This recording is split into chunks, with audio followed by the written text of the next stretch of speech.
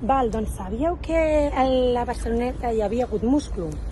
Sabíeu que, de fet, havia sigut un dels punts on hi havia la major producció de múscul, que tot el múscul quasi a Catalunya es feia aquí, al port pesquer de Barcelona, la major part.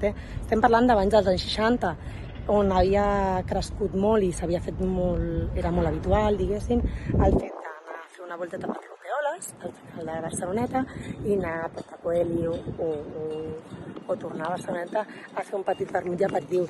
Llavors, normalment aquest aperitiu, aquest vermut, es feia sovint es feia amb aquest musclo que era crescut, no? Que s'havia cultivat a les concessions, a les pàties d'aquí, de davant del port.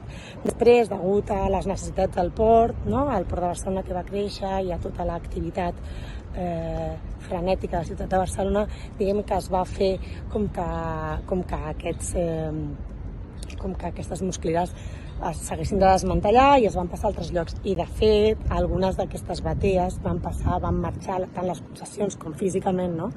Les estructures, van marxar del Delta, que ara és el nostre gran referent, no? De musclo de qualitat, el que us animem a provar.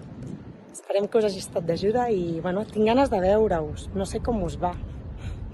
Escriviu-me què t'ha anat, si esteu menjant peix, si no, si us està costant organitzar-vos, i si teniu ganes d'estiu, va, vinga, digueu-me cosetes.